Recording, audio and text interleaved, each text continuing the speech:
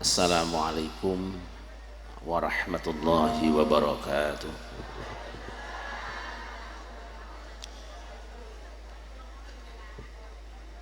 Alhamdulillahi wa bihi bada'na walau abadna ghairahu lasyaqina ya habbadha rabba wa hubba dina wa habbadha muhammadun hadina laulahu ma kunna wala baqina Allahu laula anta mahtadaina wala tasaddaqna wala sallaina fa'anzilan sakinatan alaina wa thabbitil aqdama illa qaina nahnul ula ja'uka muslimina wal musyrikuna qad baghaw alaina idza aradu fitnatan abaina wa qad tada'a jam'uhum alaina tibaqal ahadits allati rawaina fardudhum Allahumma khasirina ilahi tammimin na'ma alaina wa wafiqna li syukrika ma baqina adhiqna barda afwika wal awafi wa hawwin kulla matlubin alaina wassalatu wassalamu ala nabiyyina sayyidina wa maulana Muhammadin wa ala alihi wa ashabihi wa tabi'ina ajma'ina rabbi syrah li sadri wa yassir li amri wa hlul 'uqdatam min lisani yafqahu qawli subhanaka la ilma lana illa ma 'allamtana innaka antal alimul hakim amma ba'd. Al-mukarramun, para alim ulama, para sesepuh dan tokoh masyarakat, wabil khusus pengasuh Pondok Pesantren Sabilul Hadi, pimpinan Majelis Wakil Cabang Nahdlatul Ulama, hamba-hamba Allah yang dimuliakan.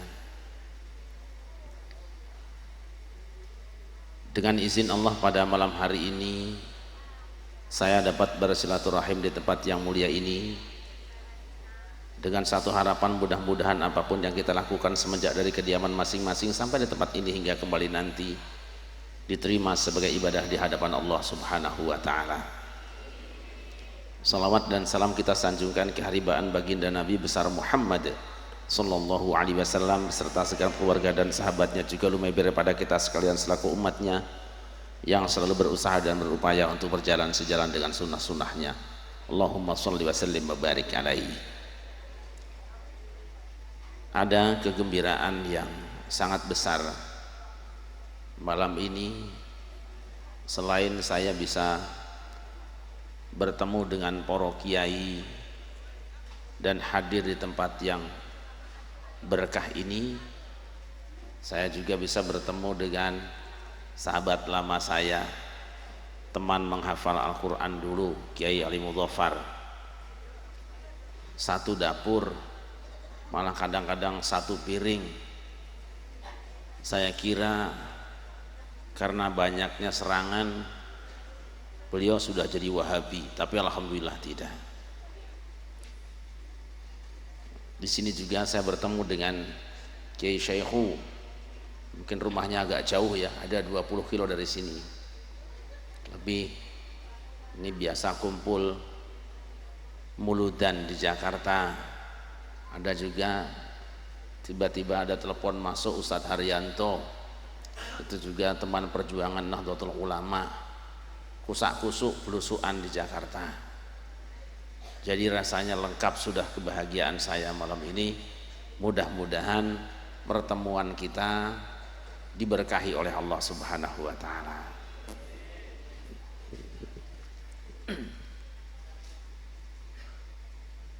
Tadi acara sudah ditutup, makanya saya bingung. MC-nya sudah selesai. Kalau MC-nya sudah selesai berarti acara sudah bubar. Kalau MC-nya mengatakan belum bubar berarti saya MC kedua, saya yang nutup acara. Jadi besok-besok kalau acara belum selesai, MC tidak boleh nutup. Kalau sudah nutup namanya sudah bubar. Loh nanti yang membubarkan siapa? Saya kalau gitu. Ini ikut-ikutan saja sih biasanya. Ini koreksi saja. Ikhwanifillah, orang-orang Yahudi pernah menulis dalam buku-buku mereka bahwa tempat ibadah yang paling tua di dunia itu adalah Baitul Maqdis. Begitu Nabi Muhammad SAW datang, beliau mengatakan bahwa rumah yang paling tua itu adalah Ka'bah Al-Musharrafah yang ada di Makkah Al-Mukarramah. Demo orang Yahudi. Muhammad ini ngaco. Yang tertulis dalam buku-buku sejarah tempat ibadah yang paling tua itu ya Baitul Maqdis, Masjidil Aqsa. Kok si Muhammad ini bikin ajaran baru? Dia mengatakan bahwa rumah yang paling tua di dunia ini, tempat beribadah yang paling antik itu adalah Ka'bah. Ini ngawur Muhammad ini.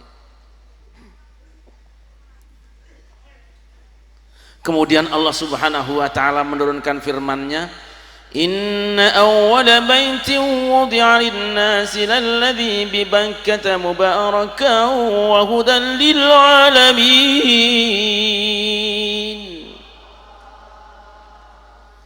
Sesungguhnya rumah pertama yang diletakkan untuk umat manusia di dunia ini yang diberkati dan menjadi petunjuk bagi seluruh alam itu adalah rumah yang ada di Mekah. Begitu ayat ini turun, orang kafir semakin galak, tambah ngawur ke Muhammad, gendeng ke Muhammad ya. Tapi Allah Subhanahu wa taala tidak sembarang menyampaikan. Kemudian ditunjukkan argumennya, fihi ayatun bayyinat. Pernyataan Allah bahwa Baitullah lebih tua daripada Baitul Maqdis, bahwa Ka'bah lebih dahulu daripada Baitul Maqdis, ada buktinya loh, 3 paling tidak di situ. Yang pertama, maqamu Ibrahim. Bukti bahwa Ka'bah lebih tua daripada Baitul Maqdis itu adanya maqam Ibrahim. Apa maqam Ibrahim? Bukan kuburan Kanjeng Nabi Ibrahim. Maqam itu ya dari kata koma, itu kan di Imritnya ada aqimu qamal fa'il ladzi hudhif afulahu fi kulli ma lahu urif, kan begitu. Itu namanya bait regenerasi. Kalau dulu Mbah Kiai Asro dan Mbah Kiai Zasyikhun itu berpulang ke rahmatullah, naibul fa'ilnya fi kulli ma lahu urif. Kudu bisa melanjutkan apa yang telah mereka rintis. Bis nanti itu belakangan, sekarang ke maqamu Ibrahim dulu.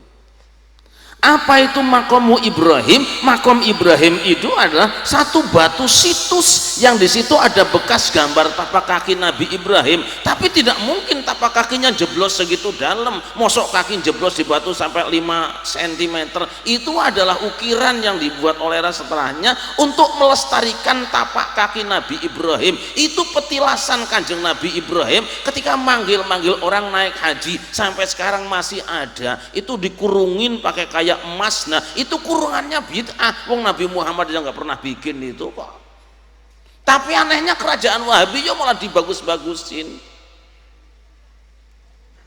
Gotong royong selamatkan situs Islam di Indonesia. Saya di Jakarta sekarang membuat namanya Padepokan Dakwah Sunan Kalijaga, pada suka. Kita gembleng dai-dai muda, kita turunkan ke masyarakat-masyarakat. Mari merebut kembali masjid-masjid yang telah diambil oleh orang-orang yang anti dengan para wali, oleh orang-orang yang anti dengan situs sejarah Islam. Kita rebut kembali masjidnya, kembalikan kepada Ahlus Sunnah wal Jamaah. Nggak apa-apa dibilang ekstrim juga. Oke, Syarif Ahmad tuh nek ngomong seenaknya, biarin, cangkem-cangkem saya, suara-suara saya, gitu aja kok. Repot, daripada repot mending nyiapin kopi buat kiainya. Saya tadi itu salah, pas datang ke rumah saya nanya, Mas di sini nggak ada hujan ya? Nggak ada, 5 menit malah turun hujan. Salah ngomong aku ini.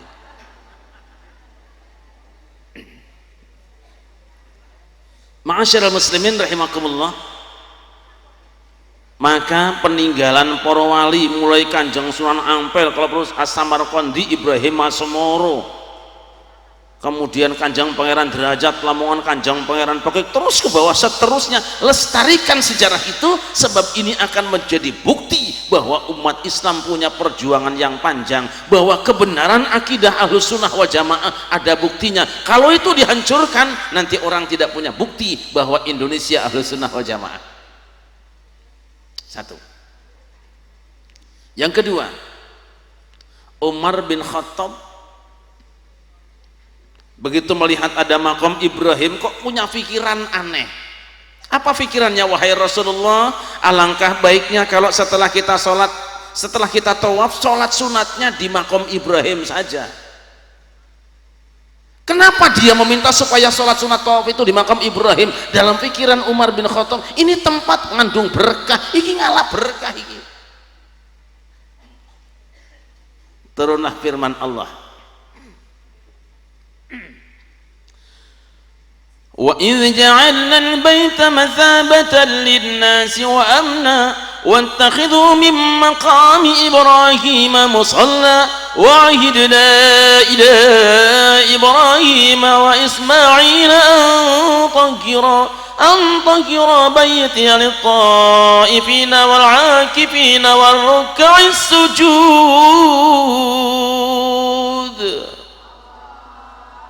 Allah berfirman, wattakhidhu mim maqami Ibrahim musalla, jadikanlah maqam Ibrahim itu tempat sholat.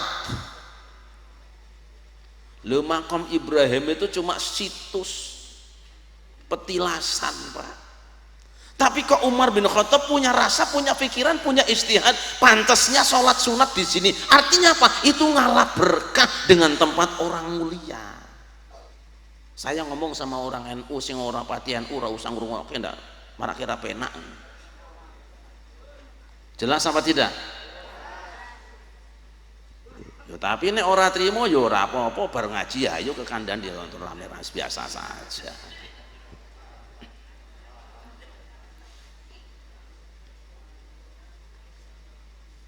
Makam Ibrahim itu bukan Ka'bah, tapi mengapa Umar bin Khattab mengusulkan supaya dijadikan tempat sholat? Itu namanya ngalah berkah. Apa yang namanya ngalah berkah? Ngalah berkah itu memohon sesuatu kepada Allah dengan berada di satu tempat atau menggunakan satu benda atau dengan perantara seseorang yang dianggap kandung berkah. Itu disunahkan, disyariatkan oleh Quran. Contohnya pertama, ngalah berkah dengan tempat. Ini contoh yang pertama tadi. Orang-orang ada yang mengatakan yang disyariatkan itu hanya ngalah berkah dengan tempat para nabi. Anda tidak baca Quran. Al-Quran mengajarkan ngalah berkah bukan cuma tempatnya para nabi, tapi juga peninggalan dan tempatnya seorang wali.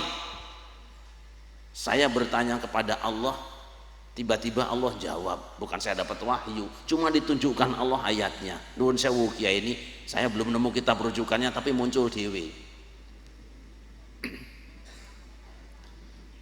Nabi Zakaria itu umurnya sudah sepuh, belum punya anak. Memang yang namanya anak itu kan gampang-gampang susah. Nggih Bu nggih? Ada yang 5 tahun kawin belum punya anak. Ada yang 10 tahun kawin belum punya anak. Ada apa tidak? Ada yang 20 tahun kawin belum punya anak. Malah kadang-kadang yang belum kawin. Iki zamannya kacang kedeli, oke wong itu nganggo kutang ketok wudele. Nabi Zakaria umurnya 120 tahun, istrinya 79 tahun, hampir 80 tahun belum punya anak, jerit kepada Allah. Di mana dia berdoa? Pas di rumahnya itu ada santri putri, yaitu Maryam. Maryamnya aneh. Saya tanya Bapak Ibu, Maryam itu nabi apa bukan? Nabi apa bukan? Bukan nabi menurut mayoritas Ahlus Sunnah wal Jamaah. Walaupun nanti Al-Qurtubi ada mencantumkan pendapat yang mengatakan dia seorang nabi ya, tapi umumnya dia tidak memenuhi kriteria. Karena apa? Bukan rijalan nuhi ilaihim. Maryam memang dapat sesuatu, tapi dia bukan laki-laki. Maka nggak boleh jadi nabi, sebaiknya lurah jangan perempuan lah kalau bisa gitu aja.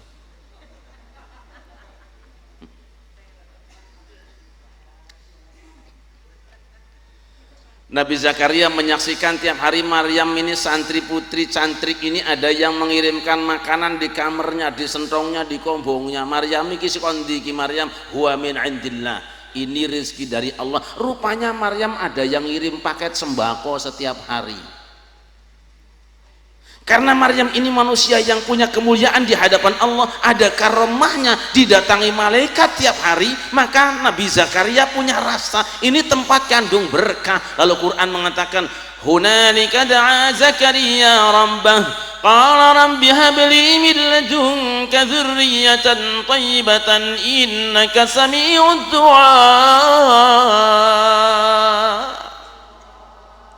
Hunalika, di tempatnya Maryam itu, da'a Zakaria rabbahu, Zakaria berdoa kepada Tuhannya.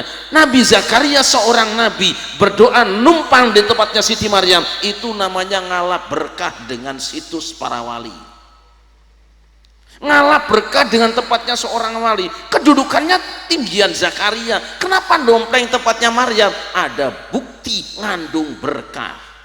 Diijabah oleh Allah Nabi Zakaria, istrinya 80 tahun hamil. Ini kira-kira kalau disuruh dadi ono ibu-ibu umurnya 80 tahun meteng rame napa mboten niku? Geger napa mboten? RCTI, TV One, Global TV, Metro TV, TV 9, semua datang di sini, geger moer suruh dadi. Itu yang pertama. Yang kedua, ngalap berkah dengan benda-benda. Ngalap berkah dengan benda artinya apa? Ada sesuatu benda yang diyakini mengandung kemuliaan di hadapan Allah Subhanahu wa ta'ala karena berhubungan dengan kesalehan seseorang atau memang ditunjukkan oleh Allah, kemudian benda itu digunakan sarana untuk mencapai sesuatu. Contohnya mana? Contohnya Bani Israel, Pak. Bani Israel tuh mau perang melawan Jalut dan bala tentaranya, ada yang ragu-ragu, opo bener yo, mereka ingin berperang menghadapi Jalut dan pasukannya karena sudah lama dijajah. Kemudian diangkat seorang yang namanya Tolut jadi pemimpin. Kok namanya Tolut? Tolut itu asalnya Tawilun, Tawil itu artinya tinggi dhuwur. Quran kan gitu ya Pak ya. Bahasa Quran itu indah. Kanjeng Nabi Adam, kenapa disebut dengan Adam? Khuliqa min adimit turab, dibuat dari kulit tanah, arane Adam. Kenapa dinamakan dengan Siti Hawa? Hawa itu khuliqat min hayyin, karena tercipta dari orang yang hidup. Ada yang namanya iblis, aslinya bukan iblis, namanya Haris, janjane itu. Haris namanya itu. Kenapa disebut dengan iblis? Mublisun, dibuat berputus asa karena tidak melaksanakan perintah Allah. Ketika dia menggoda orang lain, namanya ganti jadi setan. Jadi kalau ada orang yang tidak mau sholat, tidak mau ngaji, namanya iblis. Tapi kalau ngajak milih yang tidak benar, namanya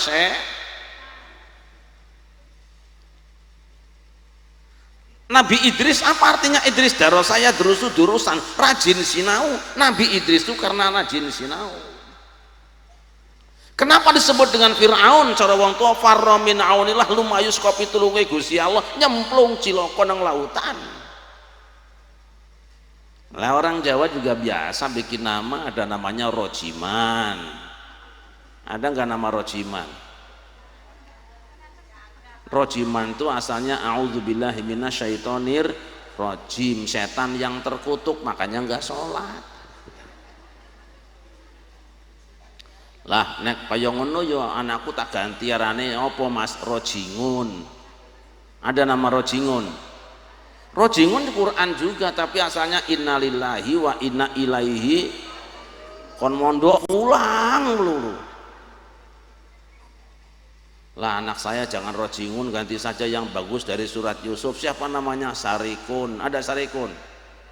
Sarikun itu artinya maling, Pak.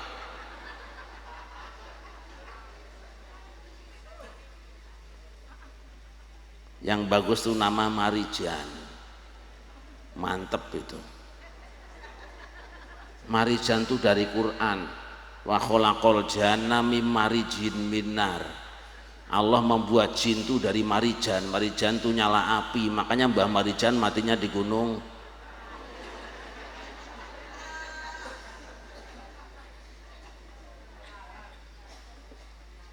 Orang Sunda bikin nama payah, anaknya Mulyani, Mulyati, Rokmini. Lu nama Rokmini, orang cawet sisan.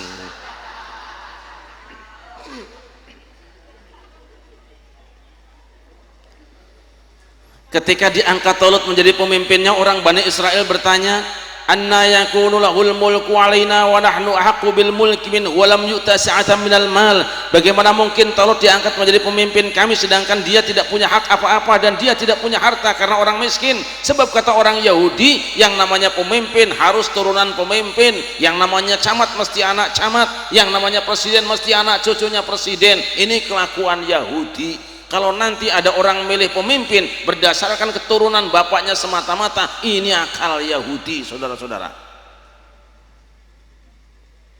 Yang kedua, walam yu'ta sa'atan minal mal. Talut itu tidak pantas jadi pemimpin karena duitnya tidak banyak. Dalam budaya orang Yahudi, kalau mau jadi pemimpin mesti banyak duitnya. Lah kan beli stiker juga pakai duit, bikin kaos pakai duit, kampanye pakai duit, kunjungan pemilih juga pakai duit. Ketika nyalon paling tidak kita harus ngaspal jalan supaya dipilih oleh rakyat. Begitu kepilih mah boro-boro kelingan sama rakyat. Gini apa mboten? Atau belum kepilih mah ada orang sakit nengokin, ada orang mati takziah, ada orang selamatan milu kondangan, bangunan masjid ngasih sumbangan. Begitu jadi DPR nyolong sapi. Saya ini kehujanan tapi nggak ada minuman, repot.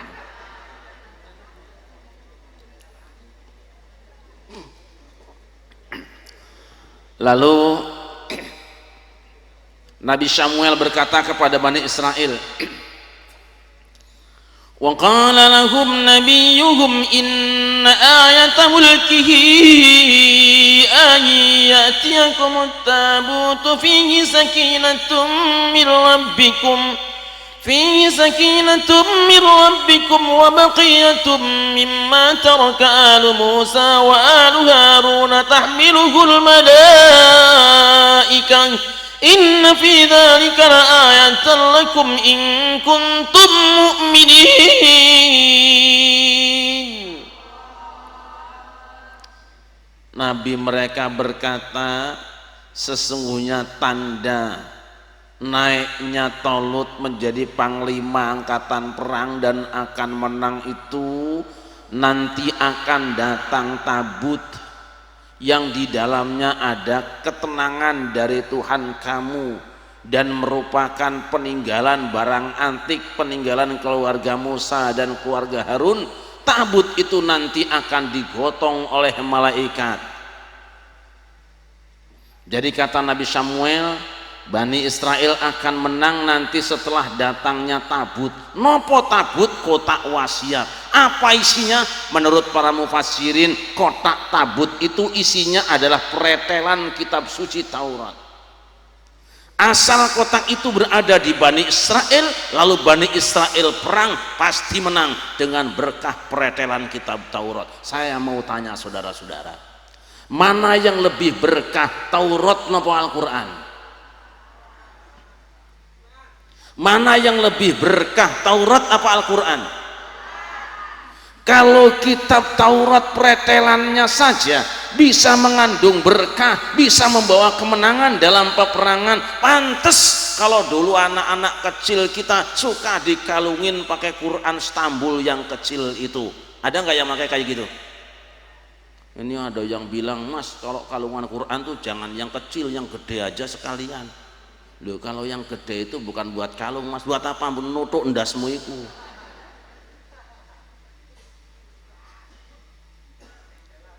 Jelas apa tidak? Jelas apa tidak? Dulu Samiri ketika ketahuan merusak Bani Israel karena menjadi main PS patung sapi, Samiri melihat ada tapak kaki malaikat Jibril, kemudian debunya diambil dicampur dengan emas jadi patung anak sapi. Itu berkah tapak kakinya malaikat Jibril. Musyrik tidak. Kapan musyriknya? Ketika sapi hasil teknologinya disembah oleh Bani Israel jadi musyrik, sampai menggunakan debu tadi menjadi di adonan, ngalap berkahnya, lu musyrik. Menjadi musyrik ketika hasil karya manusia jadi sesembahan. Nanti kalau ngaji tafsir Jalalain sampai ayat au kasayyibim minas sama'i fihi dhulumatu wa ra'du wa barqun, disebutkan bahwa di situ ada suara malaikat, lam'anu sautihi, petir itu ada suara malaikatnya dan ada tapak malaikat, ada sambaran malaikat. Kalau satu saat beledek nyamber batu, batunya ngandung berkah karena ketempelan malaikat, lalu batunya direndam buat ngobatin orang sakit, itu namanya bukan samiri tapi ponari.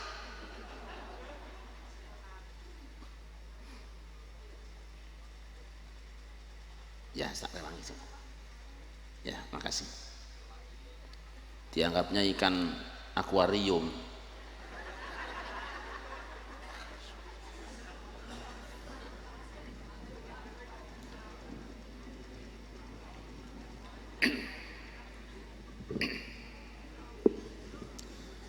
Ma'asyiral muslimin rahimakumullah. Yang ketiga, kita lihat contoh kembali. Ketika baginda Nabi besar Muhammad sallallahu alaihi wasallam akan berangkat Isra dan Mi'raj, dari mana berangkatnya? Beliau berangkat dari minal Masjidil Haram, dari Al Masjidil Haram. Mengapa berangkat dari Masjidil Haram? Pan ayatnya tadi, inna awwala baiti wudi'a lin-nasi lalladzi bi Bakkata mubaraka. Nabi Muhammad berangkat dari Masjidil Haram, artinya berangkat ngalap berkah dengan kota suci. Kemudian di mana Rasul turun? Ilal Masjidil Aqsa. Kenapa transitnya di Masjidil Aqsa? Alladzi barakna haulahu, karena Al Masjidil Aqsa diberkahi. Nabi Muhammad juga terbang kembali, mampir di tempat yang namanya Bukit Tursina. Bukit Tursina itu gunung biasa, pegunungan biasa, tempat orang cari kayu bakar, tempat orang cari buah-buahan, tempat orang angon kambing. Mengapa Nabi Muhammad turun di Bukit Tursina, diajak sholat 2 rakaat oleh malaikat Jibril? Ternyata Quran mengatakan fil buqatil mubarakati minasyajarati ayya Musa inni anallahu rabbul alamin. Ternyata Bukit Tursina adalah al buqatul mubarakah, lembah yang diberkati. Berarti Nabi Muhammad sholat di Bukit Tursina itu namanya ngalap berkah. Jelas?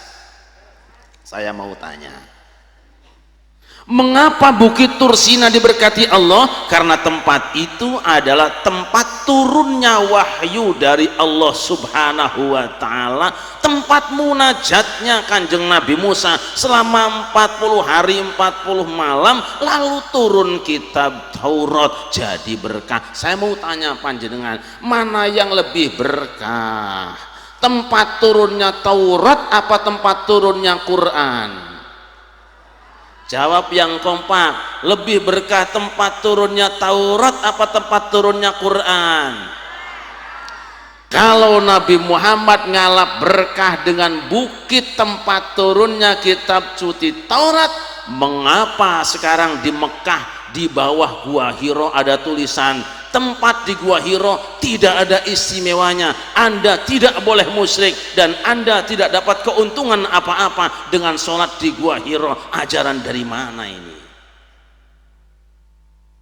Orang yang naik haji akan baca peringatan di bawah tidak boleh memuliakan Gua Hiro, dan sekarang kita lihat gunung yang besar tinggal separuh, mungkin 2-3 tahun Gua Hiro akan dihancurkan. Saudara-saudara, tidak usah pakai dalil, kelamaan. Nabi Muhammad juga kemudian berhenti di Bethlehem, diajak sholat oleh malaikat Jibril sebanyak 2 rakaat.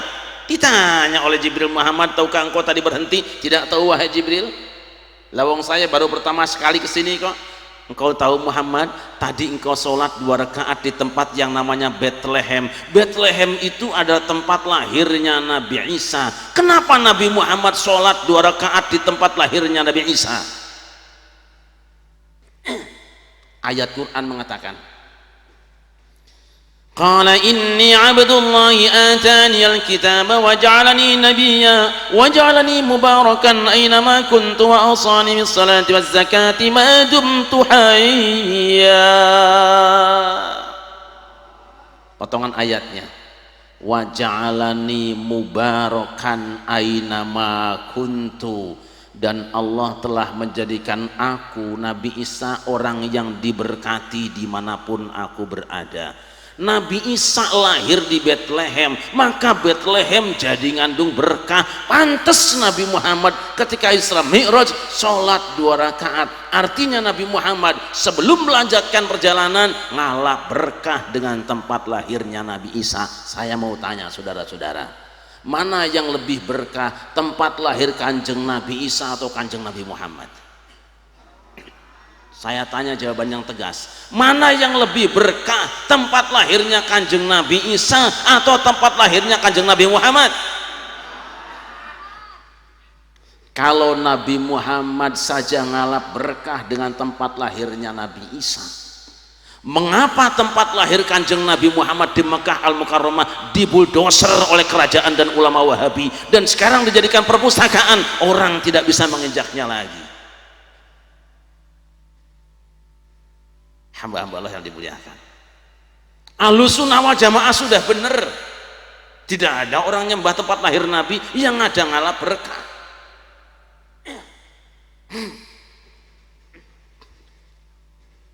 Hamba-hamba Allah yang dimuliakan, kemudian sampailah kita kepada orang-orang yang sekarang sudah terbujur kaku secara fisik di kuburnya. Al-Imam Ibnu Jazari, seorang pakar qiraat abad ke-8, penyusun kitab An-Nashr bin Qiraatil Ashr, menulis dalam kitabnya Hisnul Hasin bab Amakinul Ijabah. Beliau mengatakan bahwa di antara tempat-tempat ijabah, artinya siapa orang yang berdoa di tempat itu akan diijabah doanya. Di antara tempat ijabah adalah kuburul anbiya was salihin. Di antara tempat-tempat yang membuat doa diijabah, tempat yang mustajab adalah kuburan para nabi dan orang-orang saleh. Kemudian disarahi oleh Imam Asy-Syaukani. Meskipun Asy-Syaukani ideologinya mirip dengan Wahabi, tapi dia tidak berdaya tentang ini.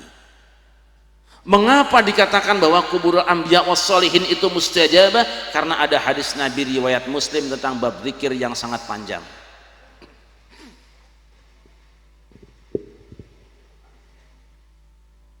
Bab tentang zikir yang agak panjang dijelaskan. Bagaimana dengan orang yang datang di tempat zikir tapi tidak ikut zikir?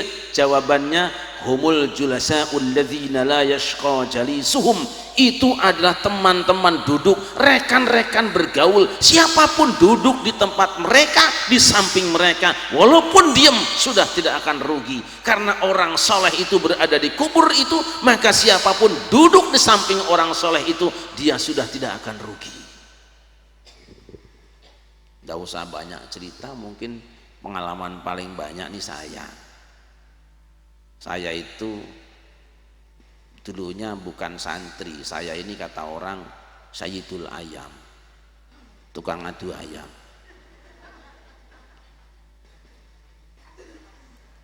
Tapi saya punya hobi dari kecil,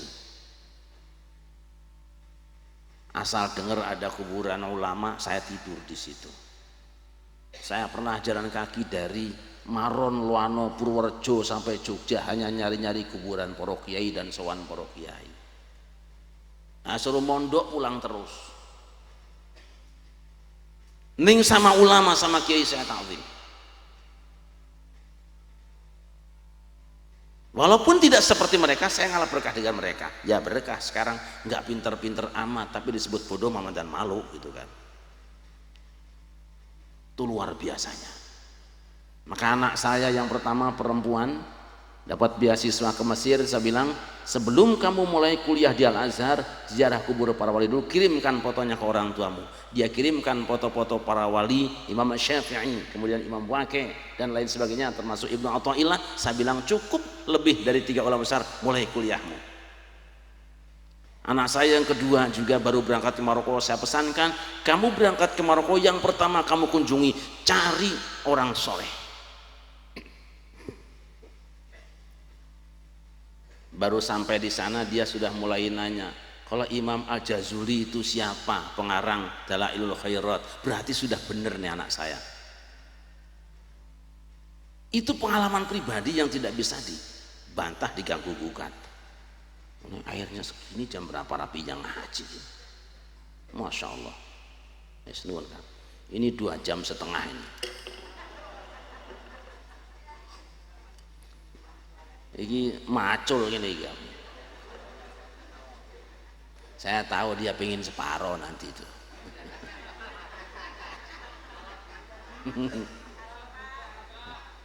Malah berkah malah watuk. Ma'asyiral muslimin rahimakumullah. Maka apa yang dilakukan umat Islam, berziarah kubur para wali, berziarah kubur ulama, lalu ndonga di hadapan Allah Subhanahu wa taala di samping kuburannya, itu yang disyariatkan oleh Ahlus Sunnah wal Jamaah. Tidak usah ragu-ragu. Kalau ada yang baru-baru bawa Quran dan hadis, alamat Quran hadis itu kan pikiranmu dewe. Ayatnya sama, hadisnya sama, tapi yang bacanya lain. Sekarang banyak malpraktek. Saking banyaknya malpraktek, sholat anyar semua sekarang. Sholatnya baru-baru. Banyak sholat minimalis. Tahu sholat minimalis? Ngangkat tangan itu kan ada dua versi ulama. Kalau yang nggak ngangkat tidak apa-apa, tuh Abu Hanifah. Karena mengambil riwayat dari Ibnu Mas'ud yang tidak ngangkat tangan meskipun dianggap dhaif, tapi itu mujtahid, tidak apa-apa. Ngangkat tangan itu 2 hadisnya, hadwa mankibaihi dan furu'a udhunaihi. Dua-duanya sahih. Kalau para muhaddisin, para ahli hadis menemukan 2 hadis yang kelihatannya ta'arud tetapi dua-duanya bisa diamalkan, yang paling baik adalah al-jam'u wat taufiq. Menggabungkan 2 hadis tadi, kemudian dikompromikan pesannya. Yang satu mengatakan satu pundak, yang satu mengatakan sampai kuping. Alah, digabung saja biar nggak berantem. Bawahnya kena pundak, atasnya kena kuping. Jelas? Allahu Akbar. Ini atasnya kena pentil kuping ini. Itu madhab yang paling aman. Madhab yang kedua, madhab tarjih. Kalau tarjih itu ada beda sedikit kurang kuat, menangkan yang lebih kuatnya. Gimana tarjihnya? Yang riwayat Sahih Bukhari Muslim mengatakan satu pundak, tapi yang Muslim toh adalah sampai telinga. Yang menangkan sepundaknya masih benar. Allahu Akbar, masih benar. Lah ini ada madhab minimalis. Sholat segini, Allahu Akbar. Ya minimalis. Enggak tahu dari mana dapatnya. Nanti pas sidakep juga sama. Yang namanya sidakep di waktu takbiratul ihram kemudian iftitah itu adalah judulnya ala sodrihi, di atas dadanya. Tapi Imam Muslim ngasih babnya itu meletakkan di bawah dadanya, di atas pusernya. Walaupun teks hadisnya di dadanya, yuradu bihi adalah tahta sodri fauqa surah, lempeng tangannya. Ini judulnya nggak dibaca, memahami sendiri, taruh di sini cengkuwek, walah. Begitu mau ruku angkat tangannya Allahu Akbar, kan si unyil gitu. Itu namanya sholat minimalis. Begitu membaca suratul Fatihah, Fatihahnya juga minimalis. Benar kiroat ada 2 macam, ada kiroat yang membaca basmalah, memasukkan bismillah ke dalam Al-Fatihah, ada yang tidak memasukkan ke dalam Fatihah. Tapi kiroat Imam Hafiz yang dipakai di Indonesia dari Asim, Syubah dan Hafiz, tapi riwayat Hafiz yang dibaca di Makkah dan Madinah itu memasukkan bismillah dalam suratul Fatihah, maka ada angka 1-nya. Resikonya kalau bismillah ada angka 1-nya berarti bismillah masuk dalam Al-Fatihah. Kalau bismillahnya nggak dibaca, sholatnya tidak sah. Saya tidak mau pakai bismillah, ganti qiraat. Saya tidak bisa bismillah, ojo kakek nutik kowe. Ini yang aneh di Indonesia, sudah qiraatnya qiraat hafes, kok nggak pakai bismillah, itu melanggar. Mengapa? Qiraat itu mutawatirah, sedangkan hadis itu adalah ahad. Yang mutawatir tidak bisa dikalahkan dengan yang ahad.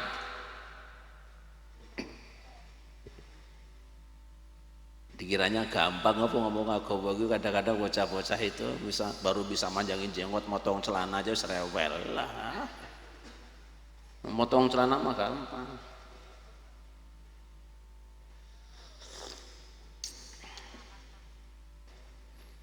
Wah, ini pecel lele des.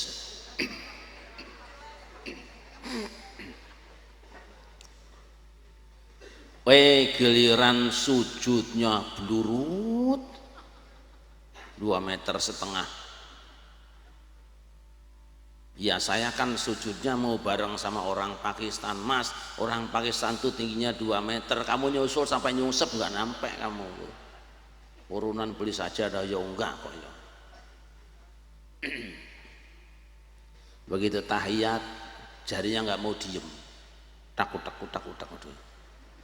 Tidak apa-apa, itu juga ada dalilnya. Hadisnya dua Pak tadi. Yang satu mengatakan fara'aituhu yuharrikuha yad'u, yang satu mengatakan la yuharrikuha. Kalau ada dua hadis bertentangan, kaidah terbaik al-jam'u wa taufiq. Digabungkan dua hadisnya, maksudnya apa? Aku lihat Rasul menggerakkan jarinya, kata satu hadis. Hadis yang lain mengatakan dia tidak menggerakkan jarinya. Gabungkan dua hadisnya, tadinya tangannya ke bawah, pas asyhadu alla ilaha illallah bergerak ke atas, sudah diamalkan satu hadis. Hadis yang satu lagi mengatakan la yuharrikuha, Rasul nggak menggerak-gerakannya terus. Jelas apa tidak? Jelas apa tidak? Geraknya cuma sekali, asyhadu alla ilaha, lambang tauhid, tauhidnya mantap, tidak ada Tuhan kecuali, tidak ada Tuhan kecuali. Oh, ini enggak, ya apa enggak, ya apa enggak, ya apa enggak, ragu-ragu, tauhid kok goyang. Ini penting dibahas supaya Ahlus Sunnah wal Jamaah jangan pada goyang-goyang Pak, jangan pada ragu-ragu. Yang diamalkan para wali songo, yang diamalkan para kiai, yang diamalkan para ulama, para pimpinan pesantren sudah benar, semua juga kembali pada Quran dan Sunnah. Cuma CJ Quran Sunnah yang diriwayatkan dengan Quran Sunnah yang dipahami model baru. Sekarang datang ajaran baru dari Saudi Arabia. Syekh Utsaimin memfatwakan kalau duduk di antara dua sujud juga utek-utekan. Waduh, ini repot ini. Sujud pertama duduk tak utak, sujud lagi tak utak, kapan berhentinya kita kan? Aneh-aneh saja. Semua juga kembali pada Quran dan Sunnah Mas. Yang kembali ke laptop kan cuma si tokol.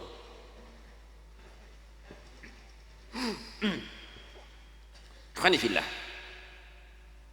ini ngalap berkah. Jadi nanti panjenengan di sini ada orang soleh, Mbah Asro sama Mbah Kiai sama lalu ini ya Syekhun. Kalau sedang punya hajat, bukan anti masjid, ngalap berkah. Kanjeng Sunan Kalijogo tidak jauh dari sini, berapa jam Pak? 1 jam nyampe. Orang jauh-jauh datang ke sini sampean kok nggak mau. Oh pengen jauh dikit memang dan kangenan sama Gus Dur. Gus Dur itu satu hari yang ziarah 2000 orang. Kuburannya nggak diapa-apain, tanah begitu saja. Pagernya saja cuma pakai tali rapia, kemudian tali kaos apa, tali jemuran. Sekarang terpaksa pakai besi kecil karena dikorek terus tanahnya sama orang-orang. Ini malah bocah bini wingi mati kok kuburannya njaluk sak mene mah dibongkar neh mirang-mirang kayak wingi. Khanifillah. Bentar ya.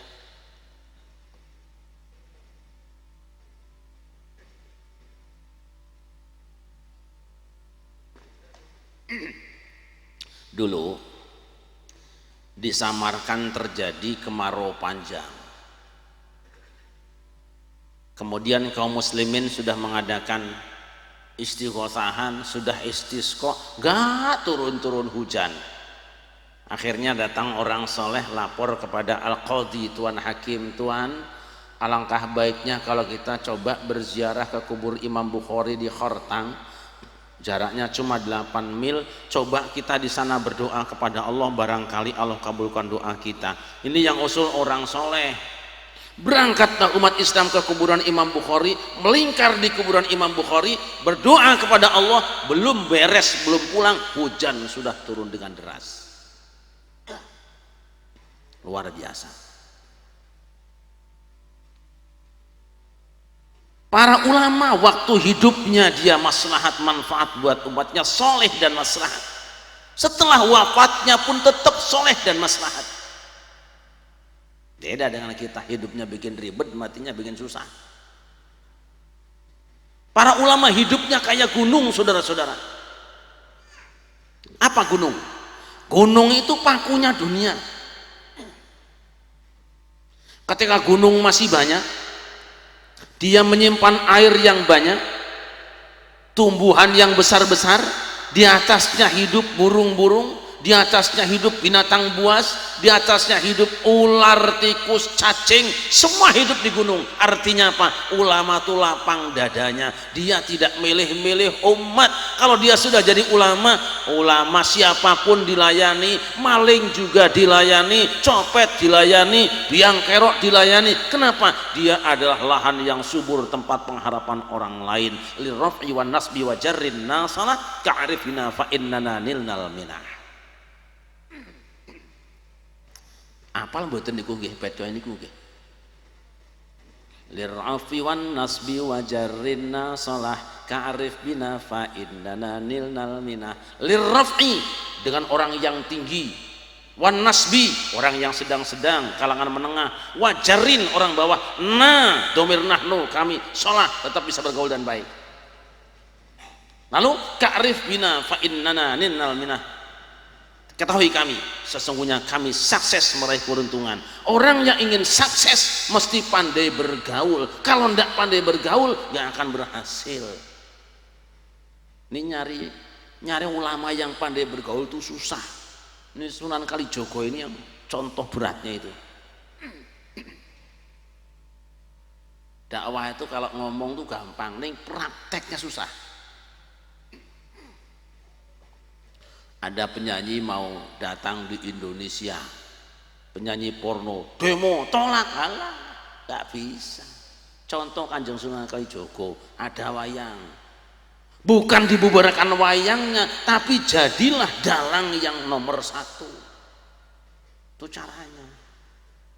Begitu sudah jadi dalang yang terkenal, kan orang pengen nonton tuh yang agamanya Hindu, bawa botol, sembayang sempoyong, nandi we nonton wayang Kanjeng Sunan. Jangan, ini wayangnya wingit, bahaya, orang mabuk bisa ketemper. Buang dulu itu, buang minuman kerasnya, datang lagi bawa wedok. Kamu bawa siapa itu?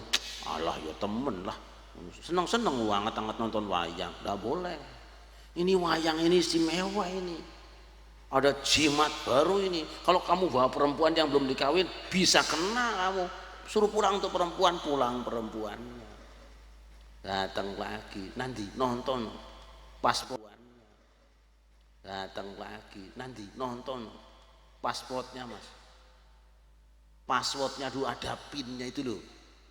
Pinnya apa? Asyhadu alla ilaha illallah wa asyhadu anna muhammadar rasulullah. Masuk nonton wayang wis syahadat kabeh. Ini dakwah, nggak usah pakai kekerasan.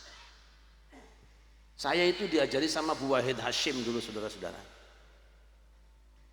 Waktu saya masih kuliah, nggak tahu satu Hagofar itu saya dengan satu Hagofar ini, dia mas lain urusannya, ini kori di urusannya. Ditugaskan untuk berdakwah di Rutan Salemba, Cipinang, rumah sakit. Oh gampang sangunya, mau ndak kalian dakwah ndak dibayar? Tahun 87. Mau, tugas kamu itu masuk di penjara, nanti panggil beberapa orang, kamu tanya, kemudian kamu inget-inget apa jawabannya. Saya masuk salah satu rumah sakit tempat saya berdakwah itu adalah penjara Pondok Bambu. Itu penjara Pondok Bambu itu isinya perempuan semua, ayu-ayu. Waduh, suasana cek payu, nek sing ini gak ono. Panggil satu, saya masih bujangan Pak. Mbak, kenapa masuk sini? Aduh, iki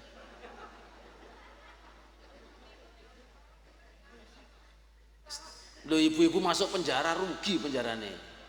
Nek nggawean kurung uyuh karo ngentut, waduh iki apa.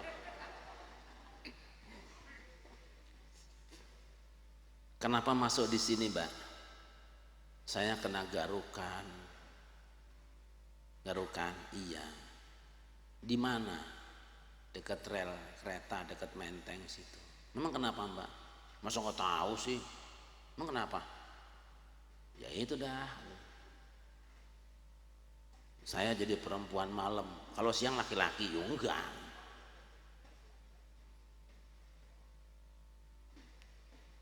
Lu sebabnya panjenengan jadi kutis itu apa?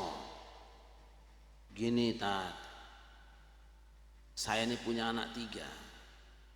Suami saya selingkuh dengan perempuan lain. Anak saya kan harus makan, anak saya harus sekolah. Saya bekerja tidak ada yang menerima, pendidikan saya rendah. Satu-satunya yang bisa saya jual adalah badan saya sendiri. Saya sadar saya pasti masuk ke dalam neraka, tapi tidak apa-apa, saya masuk neraka asal anak saya jadi orang soleh. Subhanallah.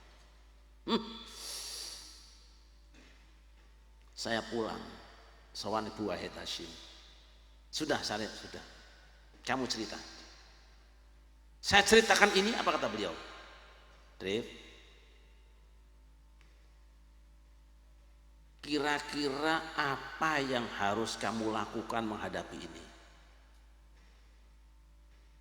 Menolong dia, Bu. Kalau semua orang pikirannya seperti kamu, beres sebetulnya. Tapi banyak orang tidak mau meneliti masalahnya. Bukan cuma melihat orang dari salahnya, lihat sisi masalahnya. Luar biasa itu. Tapi siapa yang mau seperti ini dakwah hari ini? Siapa yang mau belusukan menyelamatkan umat? Kalau dai-nya saja sudah mahal biayanya, ongkosnya sudah gede, orang undang jadi sengsara. Seorang dai seharusnya menyelesaikan masalah, bukan bikin masalah. Dai Pak, ada yang diundang tuh minta 50 juta.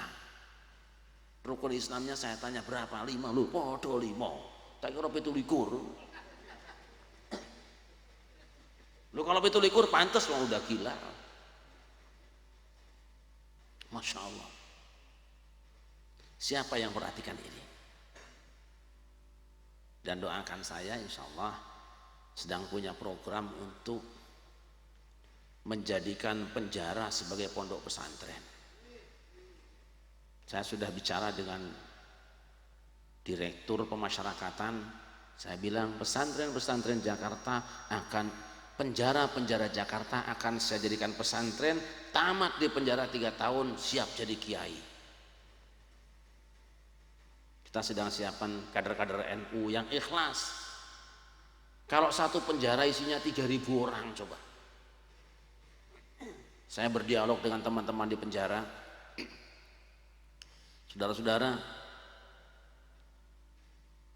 kalau sampean punya anak pesantren pulang terus, senang apa tidak? Tidak. Kalau sampean punya anak mondok pesantren 3 tahun tidak pulang, senang apa tidak? Senang.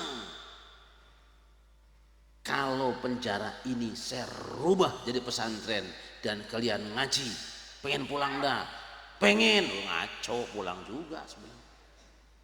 Tapi mau apa tidak? Mau.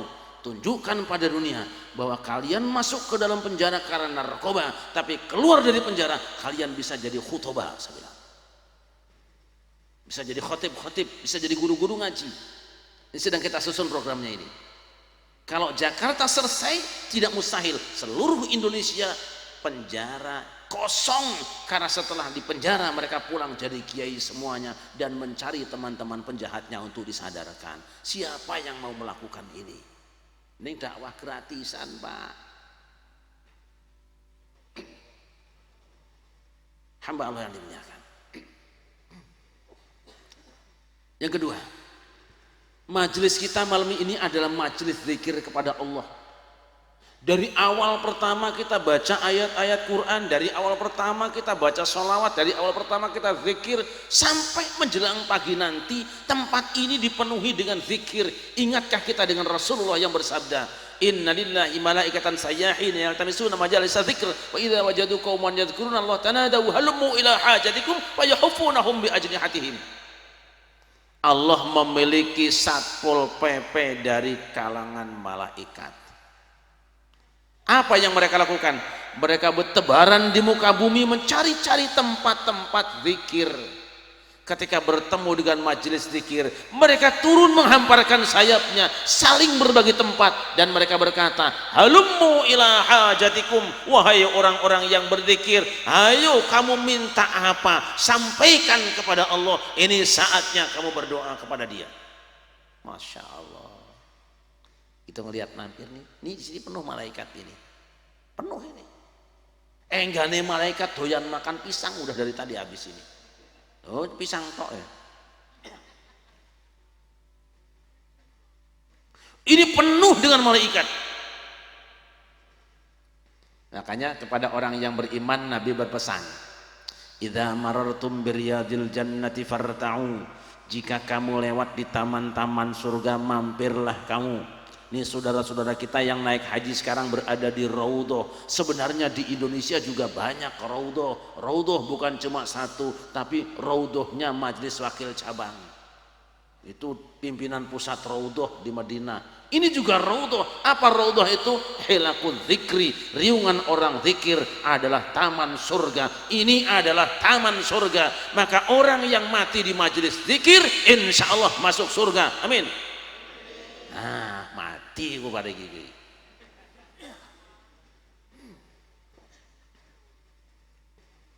Bapak pulang dari pasar ngeliat majelis zikir mampir.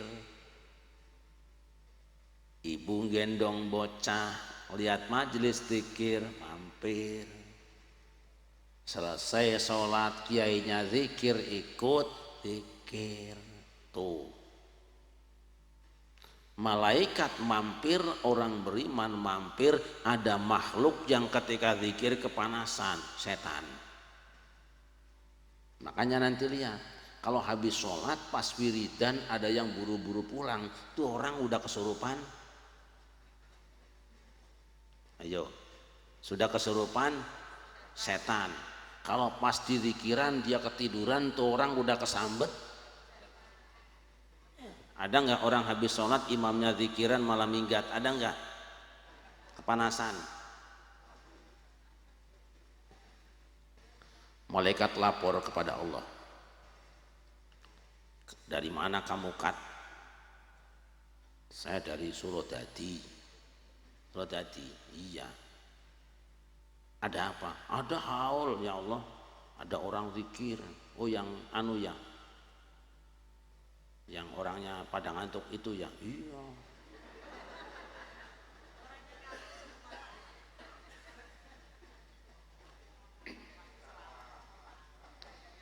Allah bertanya itu bukan tidak tahu.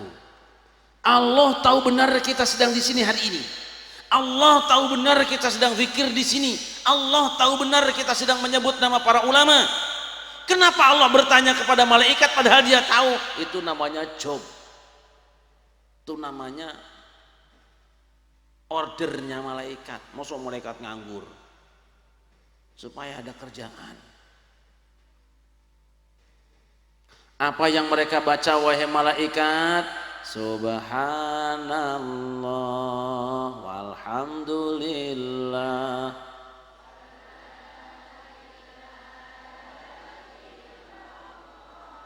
wallahu akbar wala haula.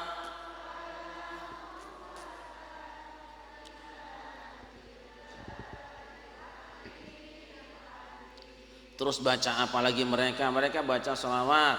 Ya Rasulullah.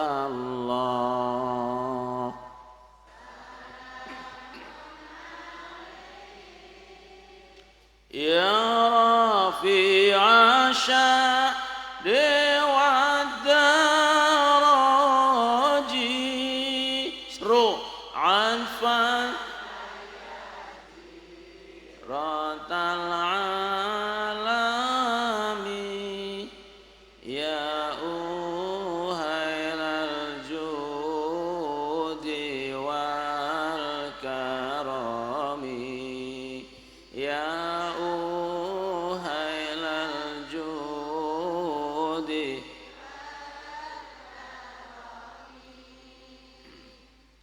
Terus baca apa lagi mereka wahai malaikat? Mereka mohon ampun padamu ya Allah.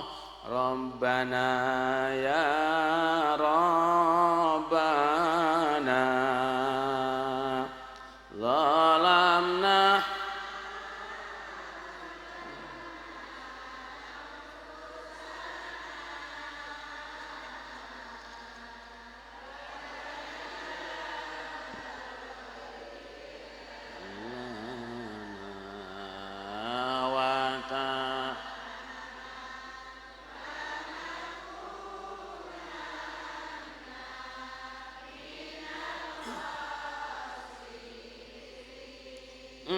mereka minta apa wahai malaikatku? Mereka mohon ampun kepadamu ya Allah dari dosa-dosa yang mereka lakukan. Terus mereka mohon perlindungan ya Allah kepadamu agar tidak masuk ke dalam neraka. Memangnya mereka melihat neraka ya wahai malaikatku? Tidak ya Allah. Kalau melihat neraka bagaimana malaikat? Sekiranya mereka melihat neraka pasti mereka akan tambah kenceng lagi minta perlindungan padamu. Terus apalagi malaikat? Mereka ingin dimasukkan ke dalam surga ya Allah. Orang Surodadi semua ingin dimasukkan ke dalam surga ya Allah. Memang ada potongan masuk surga, potongan mah gak ada ya Allah.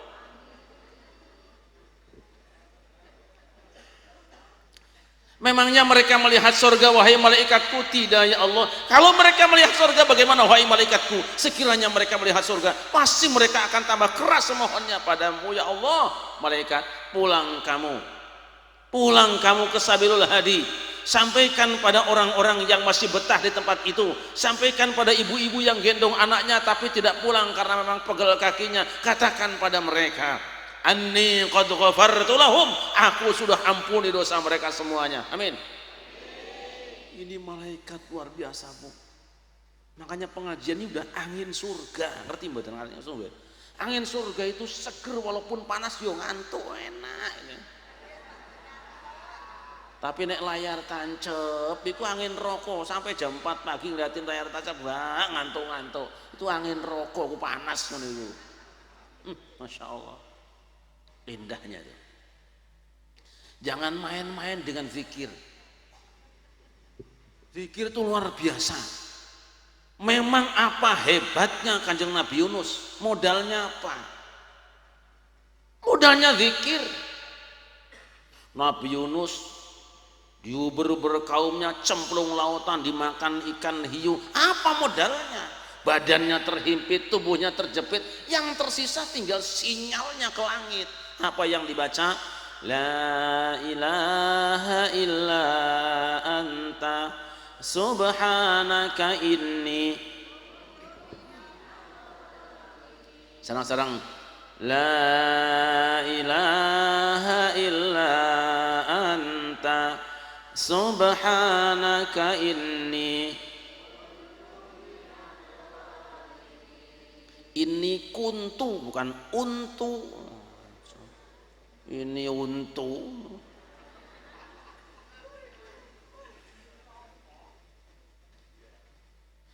Wiridnya sangat pendek, zikirnya sangat ringkas. Nabi Yunus gak bawa handphone lu Bu, gak bawa pager, gak bawa BlackBerry, tapi sinyal hatinya nyambung kepada Allah. Keluar dari perut ikan dalam keadaan selamat. Jajal gue anak muda besok nyobain ilmu ini, datang ke Gembira Loka, bilang sama penjaga kandang macan, Mas bukain kandang macan Mas. Ngopo? Saya mau ngetes jimat Mas. Nabi Yunus saja gak mempan dimakan ikan kok. Saya kan sering baca sholawat, begitu kandang macan dibuka, la ilaha illa anta subhanaka inni kuntu minal zalimin. Insya Allah entek dipangan.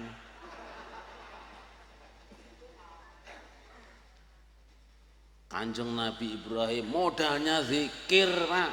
Dibakar api yang besar, apa yang dia baca? Hasbunallah wa ni'mal wakil, ni'mal.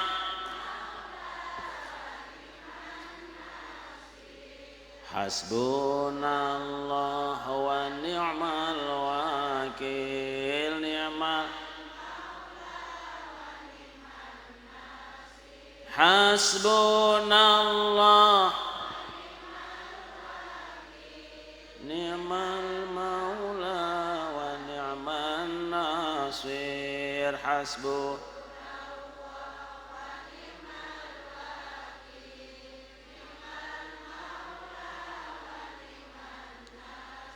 Pendek doanya, ringkas zikirnya, ning sinyalnya kuat, pulsanya cukup.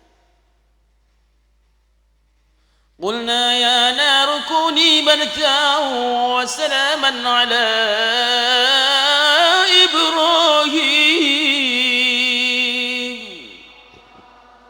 Allah berfirman, wahai api, dinginlah kamu, jaminkan Ibrahim selamat. Api yang membakar kayu sampai habis, tetapi tubuh Nabi Ibrahim tidak lecet sedikit pun. Kenapa? Hebatnya zikir. Wahai anak muda, cobain besok. Begitu ada rumah kebakaran, datang pemadam kebakaran. Woi pemadam, bid'ah, dolalah. Rasulullah tidak ada pemadam semprot-semprot begitu, tidak ada. Ini bid'ah ini. Rasulullah hanya dua. Satu, kalau ada kebakaran ikut Nabi Ibrahim, baca hasbunallah wa ni'mal wakil, itu sunnah hukumnya. Kencang banget Quran. Yang kedua kata Nabi, idza ra'aitumul hariqa fakabbiru fa innahu yutfi'uhu. Jika kamu melihat api yang membakar, bertakbirlah karena dia akan memadamkan. Maka pemadam kebakaran minggir, itu bid'ah, dolalah itu. Akhirnya pemadam kebakaran pulang lagi, rumah kebakaran sampean nyemplung. Plung, hasbunallah wa ni'mal wakil, Allahu akbar, Allahu akbar, 3 kali takbir, insyaallah mateng sampean situ.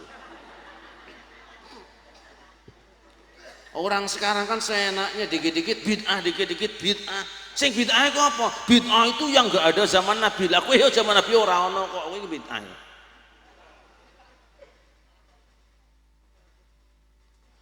Nabi kalau ada orang sakit bacain doa.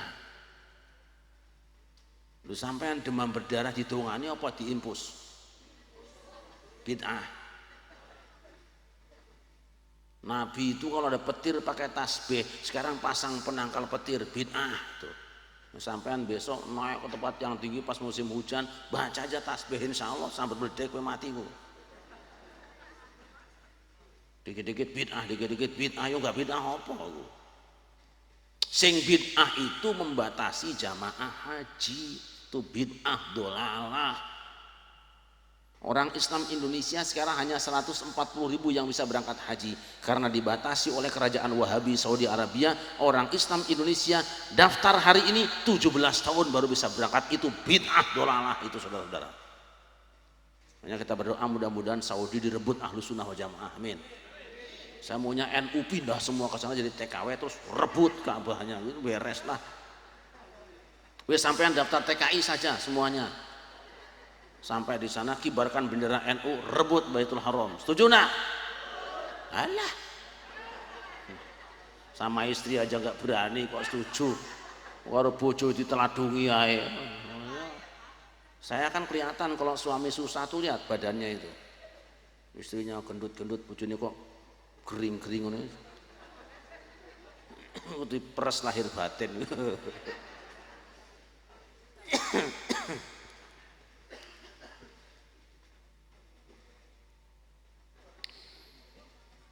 Oh lah ya, saya ini kok zikirnya mantep tapi kok ijabahnya kurang, doa saya udah panjang, perasaan ya setiap hari ndonga itu nggak diijabah terus. Ini mas, masalahnya sinyal. Jujur, ibu-ibu lebih seneng lihat suami sendiri apa ngelihat bintang sinetron? Ayo.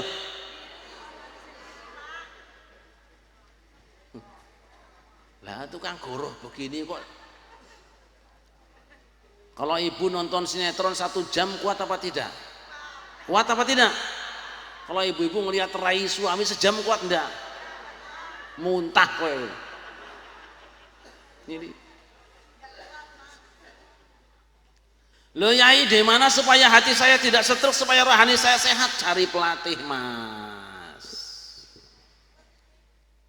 Wadawa'u qalbin khamsatun fatilawatun bitadabburil ma'na walil batinil khala wa qiyamu laylin wa tadarru'u bis sahar wa mujalasatu salihin al-fudala. Tombo ati iku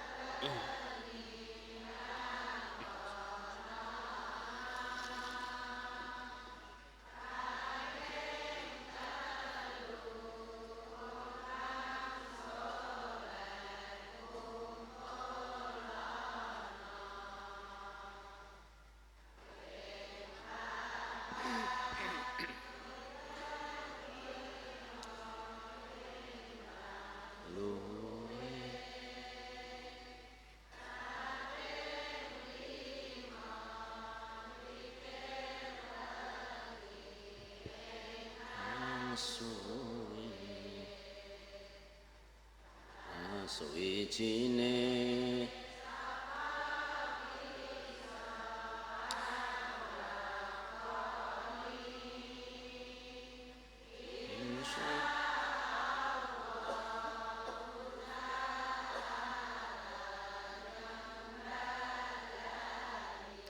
ini terjemahan dari kitab Hidayatul Azkiyah.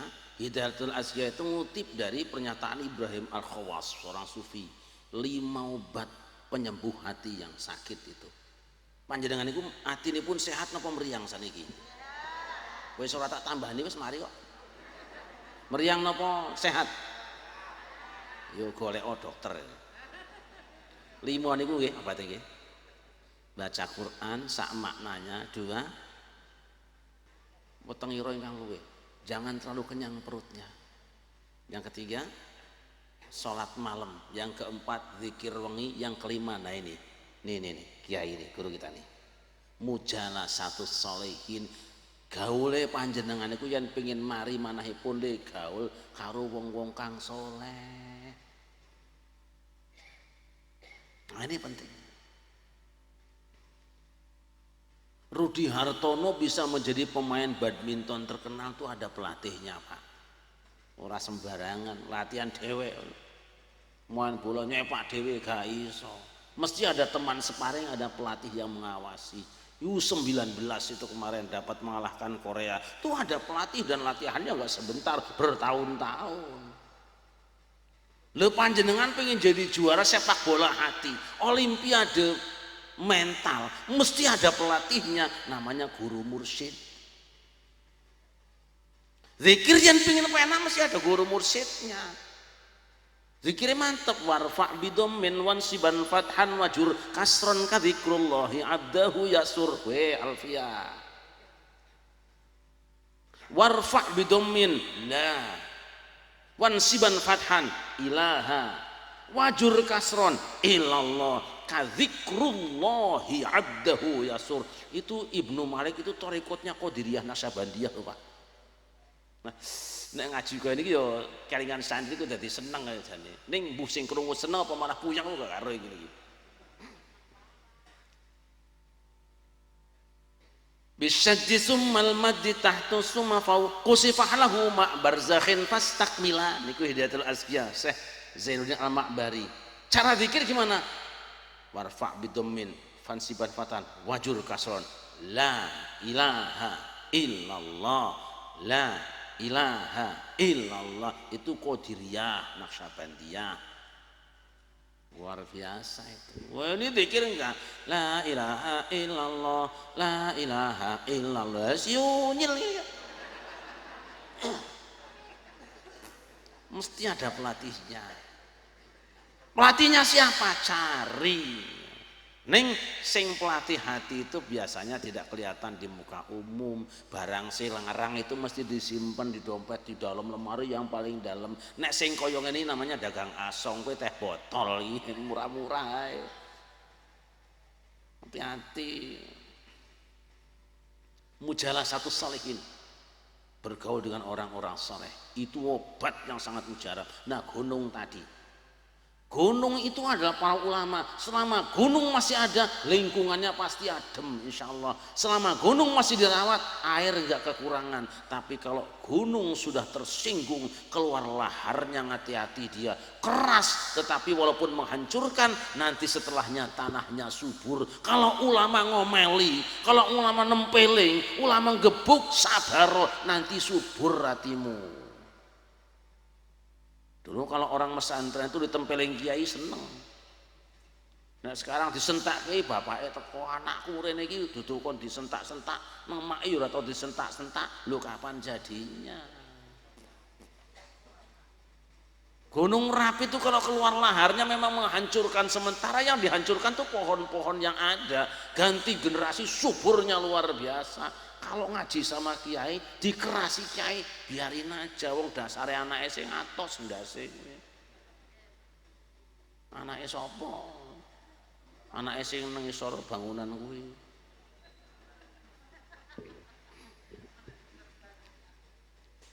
Begitu sekarang gunungnya sudah diratakan dengan tanah, lihat Garut, lihat Tasikmalaya, lihat Jakarta, lihat daerah yang lain. Begitu gunungnya diratakan dengan tanah, panas lingkungannya. Bodohnya bangsa ini. Apa artinya? Kalau ulama sudah dibonsaikan, kalau ulama sudah digeser dari tempatnya, panas negeri ini. Dulu ulama tinggal di pesantren, dulu kiai tinggal di masjid-masjid, sekarang ulama pada pindah gedung MPR, umatnya tidak terurus, rusak masyarakatnya. Ulama yang bertanggung jawab di hadapan Allah. Pantas Nabi pernah mengatakan, saya di zaman wala ummati sultanuhum kal asad wa wuzara'uhum kal dhi'ab wa ulama'uhum kal kalbi wan nasu kal ghanam fa kaifa ya'ishul ghanam bainal asadi wal dhi'bi wal kalb. Akan datang satu masa di tengah umatku, nanti para pemimpinnya, raja-rajanya bagaikan serigala, sedangkan menteri-menterinya, rajanya bagaikan singa. Wa wuzara'uhum kal dhi'ab, para menterinya bagaikan serigala. Wa ulama'uhum kal kalbi, ulamanya bagaikan anjing. Wan nasu kal ghanam, sementara rakyat manusianya bagaikan kambing-kambing. Nabi bertanya, bagaimana kambing akan hidup di tengah kepungan antara singa, macan, serigala dan anjing-anjing? Ini akhir zaman. Singa makanannya apa? Kambing. Serigala makannya apa? Kambing. Rakyat di akhir zaman hanya akan jadi santapan penguasa dan para pemimpin rakyat. Kalau dulu para pemimpin adalah khadimul ummah, pelayan umat, pemimpin bekerja keras, cari apa saja demi ngempani umat. Tapi hari ini pemimpin makan umat, lapar umat asal kenyang keluarganya. Yang kedua, menterinya juga sama cakaran, yang diperebutkan adalah kambing-kambingnya. Yang ketiga, ulama'uhum kal kalbi, Ulama mereka bagaikan anjing. Apa anjing? Anjing itu yang dicari, yang penting lidahnya basah. Biasanya anjing menunggu rumah orang yang kaya, tapi maling-maling zaman akhir pandai tahu kelemahan anjing. Ketika anjing menjaga rumah orang kaya, maling-maling bawa tulang, ada tulang kijang, tulang bebek, tulang zebra, tulang mercy dilemparkan. Anjing pun makan tulang. Hancurlah rumah orang kaya, dan paginya anjingnya dipukul oleh si pemilik rumahnya. Saudara-saudara, ulama di zaman akhir bagaikan anjing-anjing. Dia menjaga amanat Allah, tapi maling-maling akidah banyak cara. Kasih dia kijang, mobil kijang, kasih dia motor bebek. Ketika kiainya sibuk urusin kijang dan bebek, hancur umat tidak terurus. Saudara-saudara, zaman akhir. Bagaimana mental manusianya? Wanna sukal ghanam, manusianya bagaikan kambing-kambing. Mental kambing yang dicari hanya rumput saja. Ketika rumput di daratan habis, dia akan mencari rumput di tengah hutan. Baru saja menikmati rumput di tengah hutan, belum menikmatinya sampai di perut, ketika dia angkat kepalanya, di depannya sudah ada macan yang menerkamnya. Wahai bangsa Indonesia, wahai umat Islam, tinggalkan cinta dunia, sebab pikiranmu dunia pasti akan minta bantuan pada kekuasaan. Kalau engkau minta bantuan kekuasaan, pasti ada syaratnya. Kamu harus milih ini, dan itu artinya kamu sudah dimakan oleh serigala. Saya berkah, alhamdulillah punya pesantren kecil. Saya tidak mau mengemis. Silahkan cari keliling kota Jakarta, kalau ada pesantren yang pakai bambu, cuma pesantren tempat saya ngaji. Kita ajari anak-anak hidup sederhana, tapi harus pinter dia. Sekarang orang masuk pesantren 10 juta, 20 juta, mau apa ini? Tidak.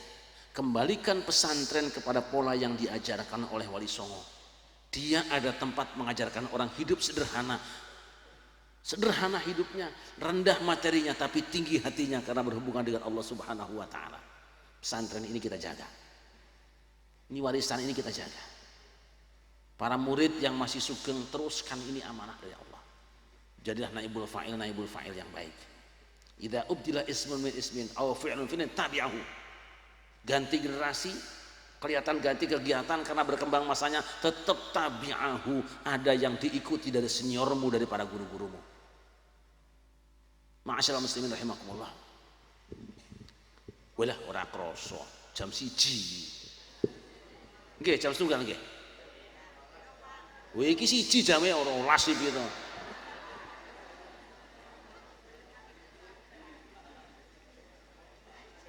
Salatullah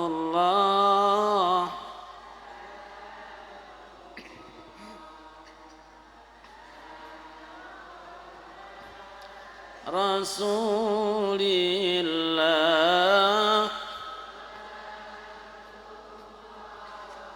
salamullah ala yasin, tawassalna bismillah wa bil hadi Rasulillah wa kulli mujahidin lillah bi ahlil badr ya Allah. Salat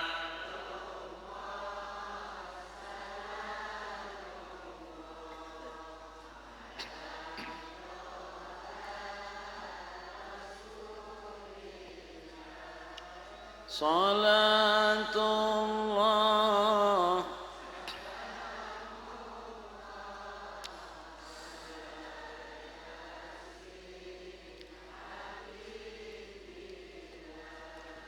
Ilahi sallimil ummah minal afati wan niqamah wa min hammin wa min ghummah bi ahlil badr ya Allah. Salat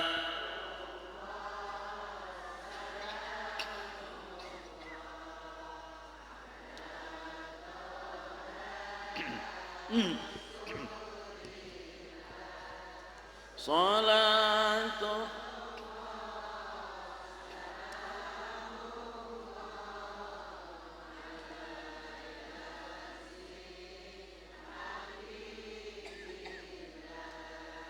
Ilahi ghafir wa akrimna binaili matalibim minna wa daf'i masaatin anna bi ahlil badr ya Allah salat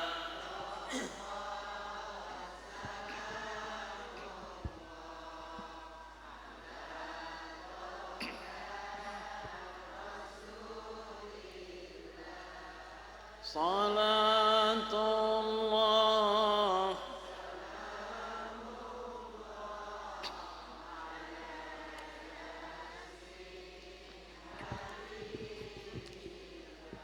hamba yang dimuliakan, mengapa malam ini kita kumpul di sini untuk mendoakan kedua ulama besar ini juga yang lainnya. Kita diingatkan oleh Nabi tentang 3 hal yang akan terus mendatangkan pahala setelah kita meninggalkan dunia yang fana ini. Idza mata ibnu Adam inqata'a 'amaluhu illa min 3. Jika seorang anak Adam mati, maka amalnya, pahalanya sudah terhenti, tidak nambah lagi kecuali dari 3 sumber. Shadaqatin jariyatin, 1 sedekah jariah, au ilmin yuntafa'u bihi, atau ilmu yang dimanfaatkan. Yang ketiga, au waladin salihin yad'u lah, atau anak saleh yang mendoakan.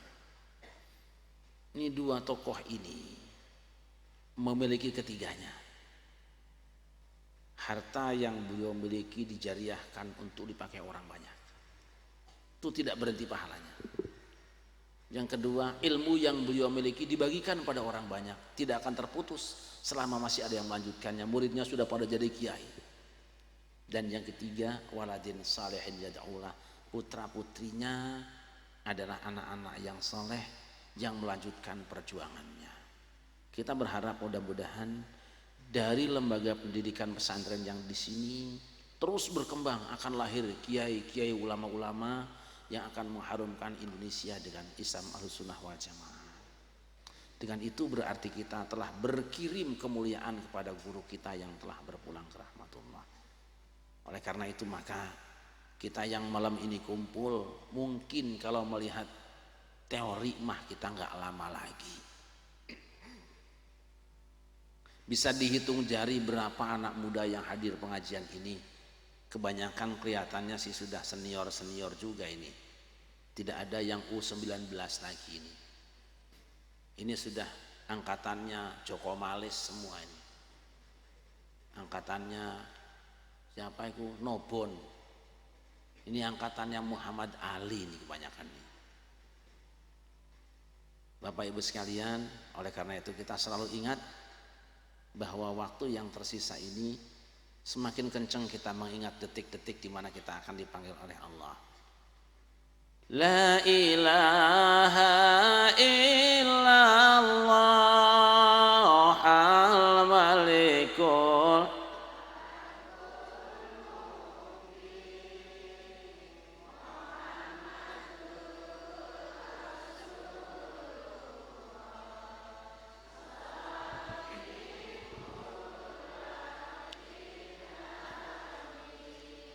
Ojo sira banget nggen mupunga ana dunya, malaikat jurupati nglirang-lirik maring sira oleh nglirik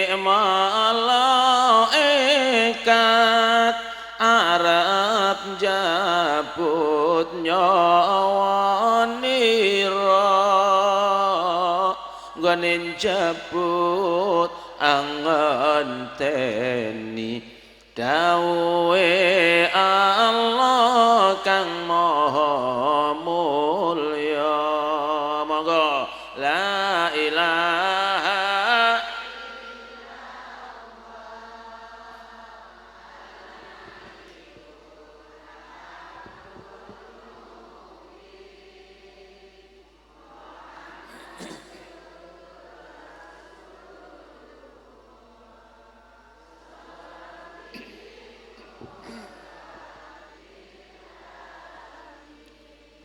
sawise didhawuhi banjur tandang karo kandha aku iki mung saderma kowe ora kena semaya yen wis mati banjur ditusi diulesi nganggo mori disolati sawan maring Allah kang maha suci.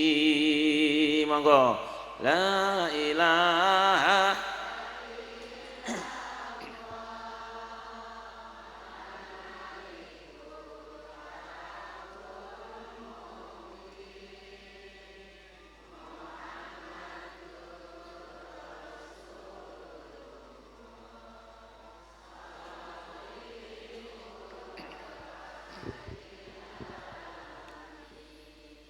tumpaane kreta Jawa rudha papat rupa manungsa jujugane omah tuwa tanpa bantal tanpa kloso omahe ra ana lawangi turu ijen ra ana kancane ditutupi anjang-anjang diuruki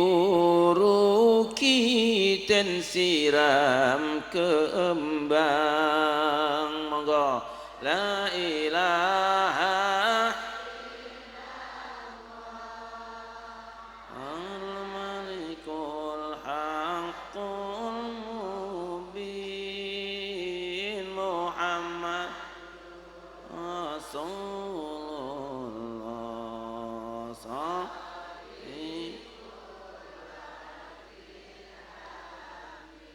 hamba-hamba Allah yang dimuliakan. Ini saja barangkali yang saya sampaikan malam ini. Mudah-mudahan walaupun sedikit ada manfaatnya buat kita semua, dan mudah-mudahan guru-guru kita Kiai Asro dan Kiai Asyikhun bergembira dengan kumpul kita semua malam ini, dan apa yang kita baca ayat-ayat Quran, selawat, tahlil dan doa buat menerangi mereka di alam kuburnya. Jangan bubar dulu, nanti ada pembacaan doa. Mohon untuk tahan sampai selesai doa, karena insya Allah hujan juga nanti turunnya setelah selesai doa insya Allah. Ini saja, hasbunallah wa ni'mal wakil. Wassalamualaikum warahmatullahi wabarakatuh.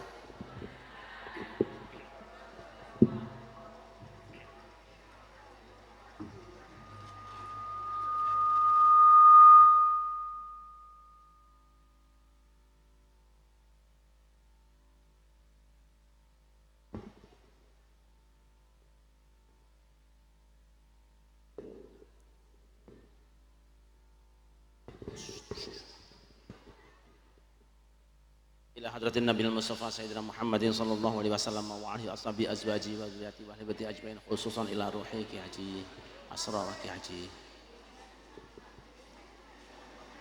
Muslihan ya. Al-Fatihah.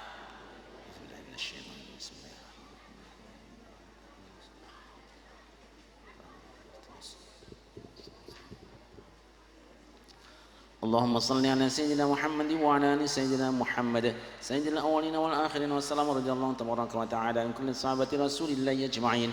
الحمد لله رب العالمين حمدا يوافي نعمه ويكافئ مزيده. يا ربنا لك الحمد كما ينبغي لجلال وجهك وعظيم سلطانك.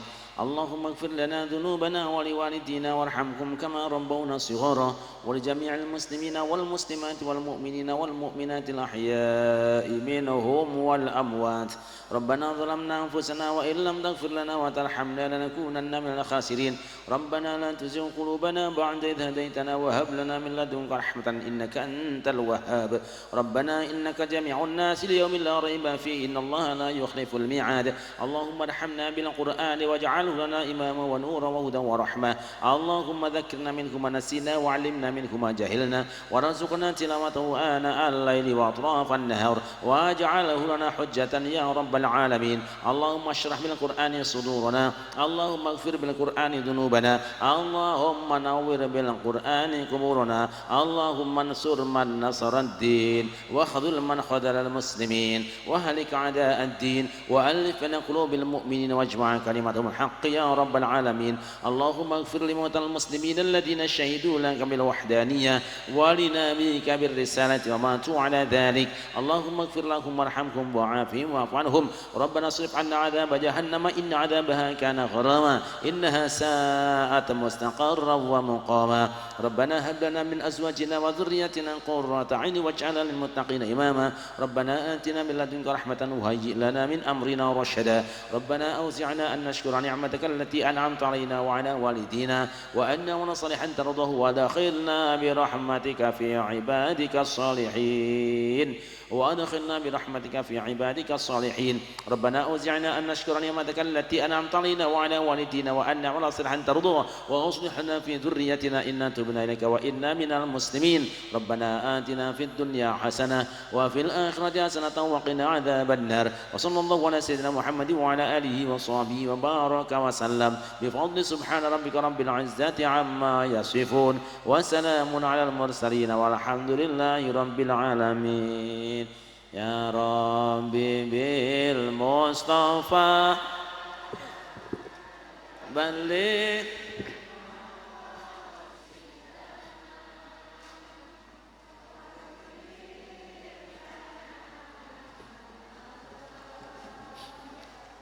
يا واسع الكرم يا ربي